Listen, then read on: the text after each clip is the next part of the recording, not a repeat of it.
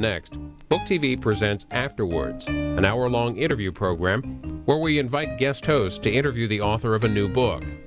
This week, in The Age of American Unreason, author Susan Jacoby offers a critique on American society and says that a combination of anti-intellectualism and anti-rationalism in our culture has become a serious problem. In the book, she focuses on issues that she credits with influencing this departure from reason and logic, including society's addiction to mass media and celebrity, educational systems that are ineffective, and religious fundamentalism. Ms. Jacoby discussed her book with Nick Gillespie, editor of Reason.tv and Reason.com. Susan, it's a real pleasure to be here, and it was great to read your book. I'm sure we're going to have a great conversation about it. What I was hoping to do, we've got kind of 2 half hours, and the first half I'm hoping to kind of walk viewers through the arguments in the book and the main points and things like that. And then in the second half hour, even though this is a book called The Age of American Unreason, and it's an essayistic foray into what you see as some pretty dark spots in the American ideological and intellectual landscape right now.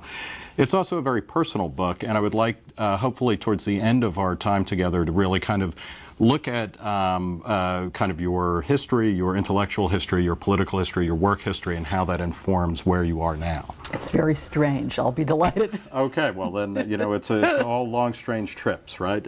So give me a précis of your book. What is happening in America that prompted you to write something called The Age of American Unreason?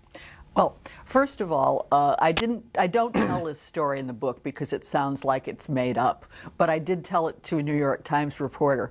And on 9/11, I was working on another book, an earlier book, in the New York Public Library, and like most New Yorkers, I had to walk home about 50 blocks that day because the subways weren't running.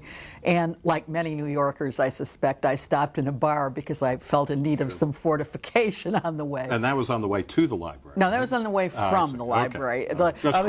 I was at the library when the first planes hit the first tower at about 8:30 in the morning. And was walking home later in the morning. And so I stopped in a bar, and there were these two men, suits, 30-ish, you know, very expensive briefcases, people who were doing well. Right. And one of them says to the other, this feels just like Pearl Harbor must have. And I thought, well, yeah. And then the other one says, Pearl Harbor, what's that? Then the first one replies, it's when the Vietnamese bombed one of our harbors and started the Vietnam War. And I didn't feel a light bulb flashing over my head, but like all writers, I filed it away for future reference. And I thought, what is happening that obviously guys with obviously good jobs can be this ignorant about 40 years of history? So what I tried to do is, I mean, the classic work on anti-intellectualism in American life, of course, was written by Richard Hofstadter, and it was published in 1963, really published at the dawn of the video era. Although there was television, it didn't have anything like the influence then that it did. And I thought, well, here is a natural breakpoint because he doesn't talk much about that because it hasn't happened yet.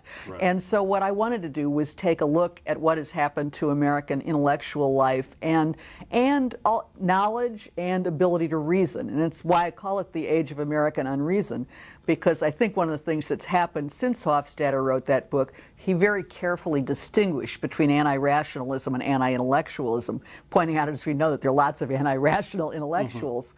But I think what's happened in the last 30 years or so is that anti-rationalism and anti-intellectualism have become fused in a way that's more dangerous than some of the traditional forms he talked about. Well, you know, your point about Pearl Harbor and the Vietnamese reminds me of a friend of mine in high school whose father fought in World War II, and we had a Japanese exchange student who came to visit us in high school, and the GI was very upset at that, and he actually said that he thought we had bombed Vesuvius to get rid of all the Japanese. So I'm not sure that geographical kind of ignorance or misplacement of large masses of land is all that new.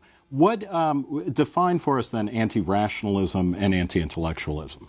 Well, anti-intellectualism, the traditional American form which Hofstadter spoke of, has really, it's coexisted with a desire for a diffusion of learning really since the dawn of the Republic.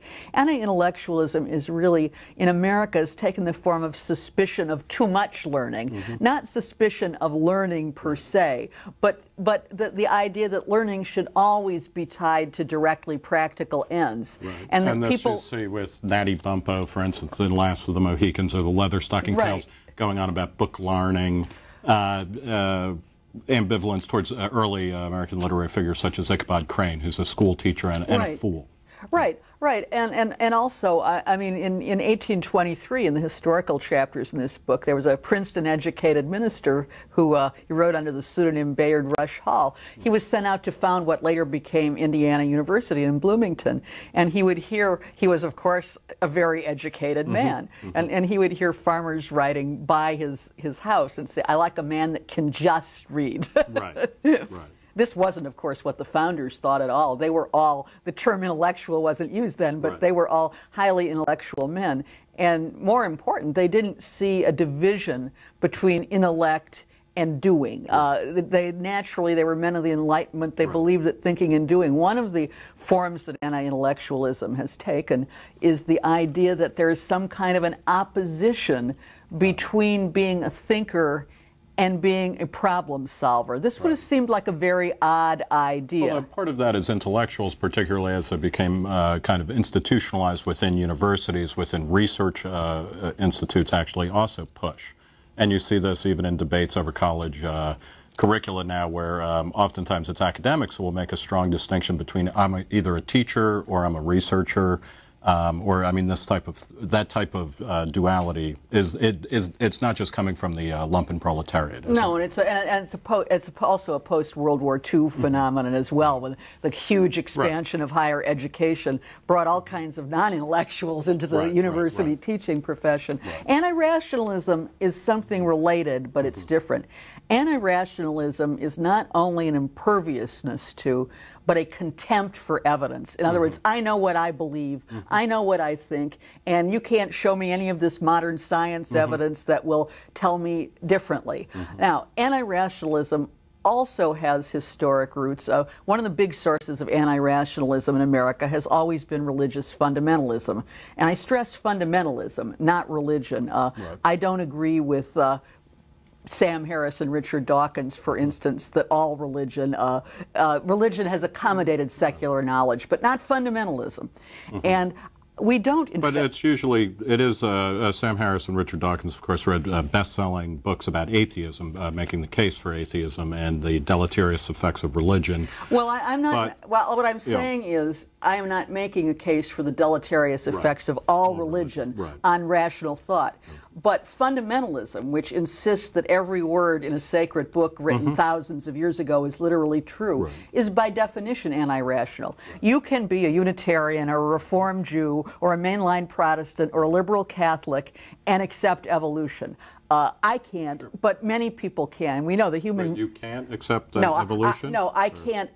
My atheism, I could not be religious in any way and accept... Let me just finish the thought, first of all. But you cannot believe that the Bible is literally true and accept evolution. And religious people who aren't opposed to modern science are like most of us. Human brain seems to be wired to accept conflicting ideas at the same time. There's nothing unusual about it or even particularly anti-rational. But the fact that we have such a large fundamentalist minority, about 1/3, which is unique in the developed world, does give an influence to what is essentially an anti-rational idea that doesn't exist in the developed countries of Europe and Asia. I hope you agree that evolution proceeds apace, whether we believe it or not, right? So we don't have to worry perhaps too much about adaptation anyway.